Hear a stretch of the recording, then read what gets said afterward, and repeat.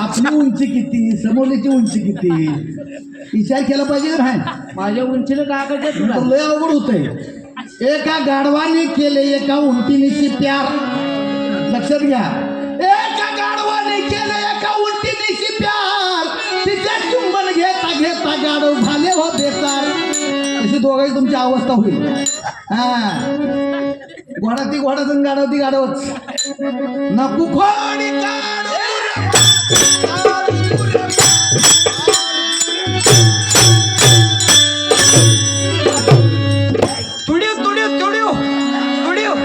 आठवण होईल तुला जन्म.